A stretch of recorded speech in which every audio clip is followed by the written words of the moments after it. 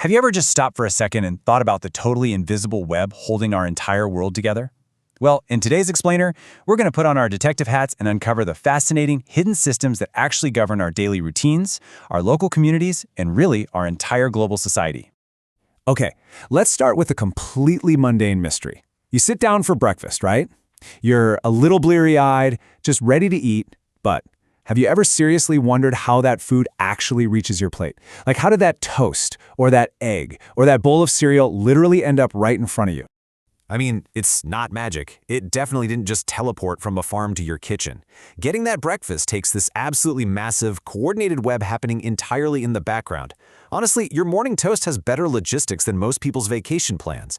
We're talking farming the raw ingredients, crazy complex transportation networks, safe storage, local and global markets, and even government regulations making sure it's safe to eat. Every single bite is the result of human society working together.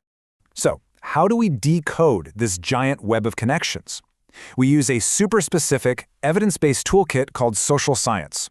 Basically, it's the systematic study of human society. It's how we investigate our human relationships, our institutions, our cultures, and how we intimately interact with the environment around us. It doesn't just tell us what happened way back in the past, it explains exactly why and how things are happening right now. Think of it kind of like this. Natural science, physics, chemistry, the raw physical laws of matter, that builds the physical stage we're all standing on.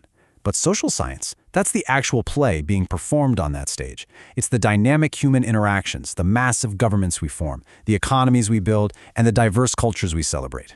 And this is what I love about it. Social science doesn't just list a bunch of dry, boring historical facts. It asks these deep, rapid-fire questions about why our world looks the way it does. Like, why do cities get so incredibly crowded while villages develop in a totally different way? Why are some areas super wealthy while others really struggle? Why do we even speak different languages? Asking these questions proves that human society absolutely does not just function at random. Because, let's face it, this human web has been constantly evolving over centuries. We started out hunting and gathering in forests. Then, boom, came this massive leap, farming. That allowed us to settle down, domesticate animals, and build villages, which rapidly snowballed into towns and crowded cities. To manage those expanding cities, we created governments, developed trade networks, and eventually built the insanely complex modern civilization we live in today. Every single step was driven by human decisions, inventions, and cultural exchange. Now, you might be thinking, okay, analyzing society this systematically must be a totally modern invention, right? Actually, scratch that.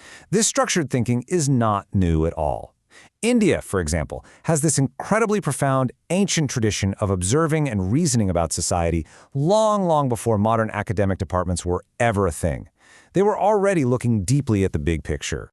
For instance, let's look at the ancient concept of Pancha Mahabhutas. This philosophy basically breaks nature down into 5 fundamental elements: earth, water, fire, air, and space.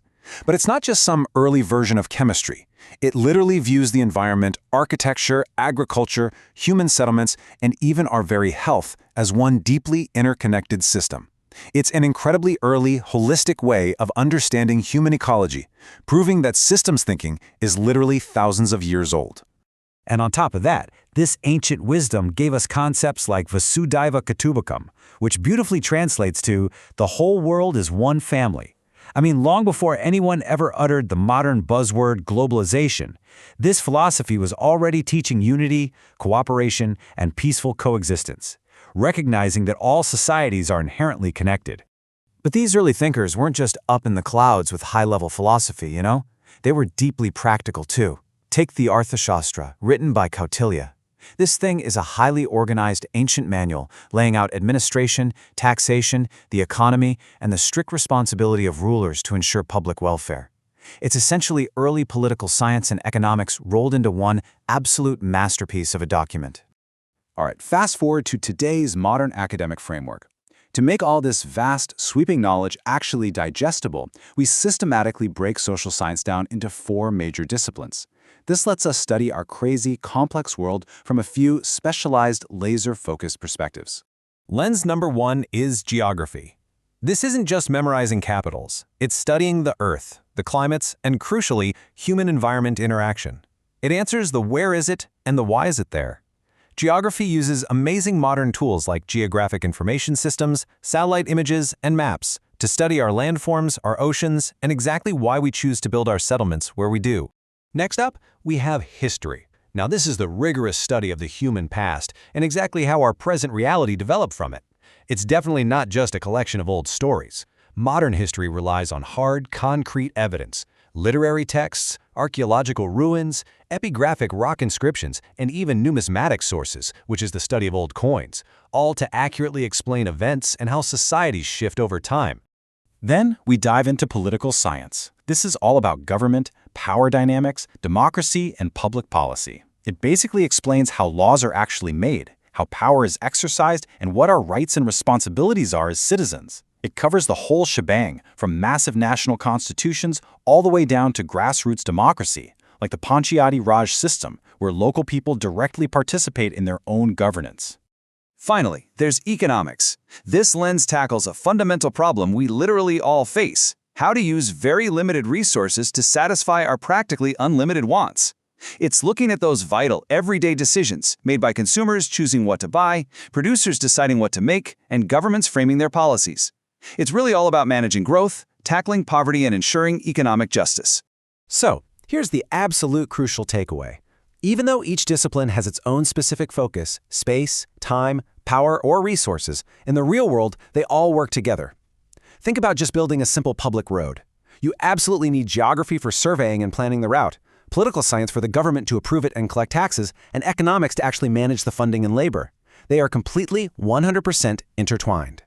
And across all four of these disciplines, social scientists act a lot like diligent detectives.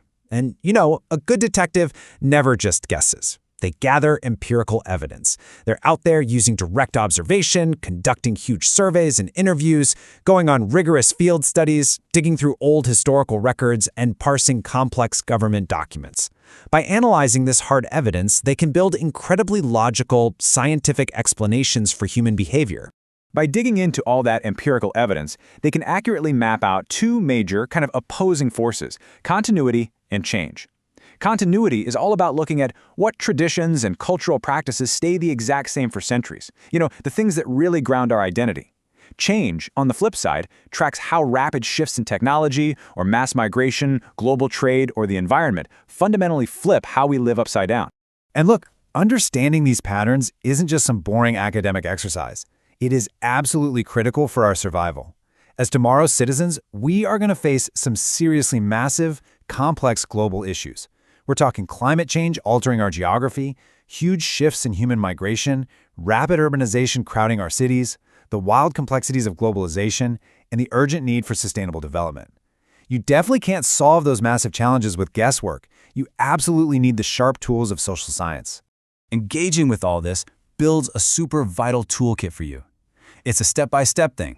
First, you learn to really observe your surroundings carefully. Second, you collect hard evidence. Third, you use that to solve real, pressing social problems. And finally, step 4, you become a truly informed, responsible global citizen who actively and purposely participates in democracy.